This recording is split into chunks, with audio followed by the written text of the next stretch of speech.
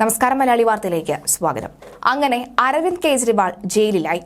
ഒന്നിനു പിറകെ ഒന്നായി വന്ന സമൻസുകളെ വകവയ്ക്കാതെ ബിജെപി ഭീഷണിക്ക് മുന്നിൽ മുട്ടുമടക്കില്ല എന്ന് പ്രഖ്യാപിച്ച് കേജ്രിവാളിനെ ലോക്സഭാ തെരഞ്ഞെടുപ്പിന് ദിവസങ്ങൾ ബാക്കി നിൽക്കെയാണ് ഇഡി അറസ്റ്റ് ചെയ്ത് ജയിലിലാക്കിയത്. മദ്യനയ അഴിമതി കേസിൽ ഇഡി കോടതിയെ സമീപിക്കുകയും ചെയ്തു.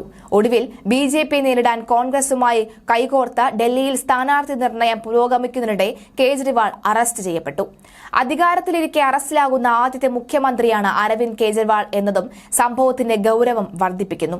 മദ്യനയ കേസിലെ അറസ്റ്റിലായ ഡൽഹി മുഖ്യമന്ത്രി അരവിന്ദ് കെജ്രിവാളിനെതിരെ രൂക്ഷ വിമർശനവുമായി മുതിർന്ന സാമൂഹിക പ്രവർത്തകൻ അണ്ണാ ഹസാരെ രംഗത്ത് വരുന്നു. താനും കേജ്രിവാളും മദ്യത്തിനെതിരെ ഒരുമിച്ച് ശബ്ദമുയർത്തിയവർ ആയിരുന്നുവെന്നും എന്നാൽ കേജ്രിവാൾ പിന്നീട് മദ്യത്തിനായി പ്രത്യേക നയം കൊണ്ടുവന്നെന്നും അദ്ദേഹം പറഞ്ഞു. ഡൽഹി മദ്യനയ കേസ് എന്നത് വെറുമൊരു ആരോപണമെന്ന നിലയ്ക്ക് തുടങ്ങിയതാണ് എങ്കിലും പടിപടിയായി നടപ്പിലാക്കിയ ഓപ്പറേഷൻ AAPയുടെ ബദലഭയിൽ എത്തി നിൽക്കുന്നു. പ്രതിപക്ഷ നേതാക്കളെ കള്ളക്കേസിൽ കുടുക്കി ഇല്ലായ്മ ചെയ്യാൻ ശ്രമിക്കുന്നുവെന്ന ആരോപണം ഇതിനോടകം തന്നെ ഉയർന്നിട്ടുണ്ട്. വരും ദിവസങ്ങൾ രാഷ്ട്രീയ പ്രതിരോധം തീർക്കലിന്റേതും ഒപ്പം നിയമ പോരാട്ടത്തിന്റേതുമാകുമെന്ന സൂചന നൽകി കഴിയുകയാണെന്നും AAPയും ഇന്ത്യ മുന്നണിയും പറഞ്ഞു. എന്താണ് ഡൽഹി മദ്യനയ കേസ് എന്നൊന്ന് പരിശോധിക്കാം. സർക്കാരിന്റെ വരുമാനം വർദ്ധിപ്പിക്കുക, മദ്യമാഫിയകളുടെ കടന്നുകയറ്റം അവസാനിപ്പിക്കുക എന്നീ ലക്ഷ്യങ്ങളോടെയാണ് മദ്യനയ ഡൽഹി സർക്കാർ അവതരിപ്പിച്ചത്. ഇതുപ്രകാരം നഗരത്തെ 32 സോണുകളായി തിരിച്ചു. ഓരോ സോണിലും പരമാവധി 27 ഔട്ട്ലെറ്റുകൾ തുറക്കാം. ലേലം നടത്തി 849 ഔട്ട്ലെറ്റുകൾ സ്വകാര്യ കമ്പനികൾക്ക് നൽകി. ഇതോടെ സർക്കാരിന് മദ്യവിൽപ്പനയിലുള്ള നിയന്ത്രണം അവസാനിച്ചു. ഈ നയത്തിനെതിരെ പ്രതിഷേധം ശക്തമായതിനെ തുടർന്ന് 2022 ജൂലൈയിൽ പുതിയ നയം റദ്ദാക്കുകയും പഴയത് പുനഃസ്ഥാപിക്കുകയും ആയിരുന്നു. പണം കെട്ടിവെക്കുന്നതിന് സർക്കാർ സമയം നീട്ടി നൽകുകയാണ് ഉണ്ടായത്.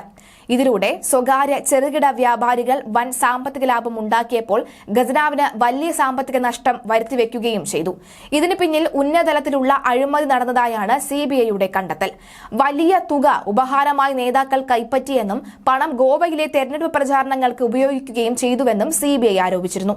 ഡൽഹി ചീഫ് സെക്രട്ടറിയുടെ റിപ്പോർട്ടാണ് ഡൽഹി മദ്യനയ അഴിമതിയിലേക്ക് വെളിച്ചം വീശിയത്.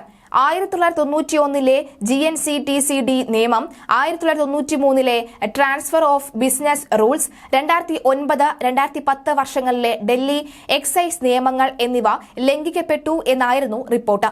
ഈ റിപ്പോർട്ടിന് പിന്നാലെയാണ് Delhi lieutenant governor VK Saxena അന്വേഷണത്തിന് ഉത്തരവിട്ടത്. 2022 ജൂലൈ 22 ഗവർണർ CBI അന്വേഷണത്തിന് ശുപാർശ ചെയ്തു. CBI കേസ് അന്വേഷണം ആരംഭിച്ചതിന് പിന്നാലെ EDയും കേസ് രജിസ്റ്റർ ചെയ്യുകയായിരുന്നു. മുഖ്യമന്ത്രി അരവിന്ദ് കെജ്രിവാൾ, ഉപമുഖ്യമന്ത്രിയായിരുന്ന മനീഷ് സിസോദിയ, BRS നേതാവ് K കവിത തുടങ്ങിയവർ നടത്തിയ ഗൂഢാലോചനയാണ് ഡൽഹി മദ്യനയ അഴിമതി എന്നാണ് EDയുടെ ആരോപണം. മദ്യനയത്തിലൂടെ 100 കോടി രൂപ ആം ആദ്മി പാർട്ടിക്ക് ലഭിച്ചുവെന്നും അഴിമതിയുടെ ഭാഗമായി നേതാക്കൾക്ക് പണവും വില കൂടിയ സമ്മാനങ്ങളും ലഭിച്ചുവെന്നും അന്വേഷണ ഏജൻസികളുടെ കണ്ടെത്തൽ ഉണ്ട്. ഇപ്പോൾ 600 കോടി എന്നാണ് ED വാദിച്ചത്.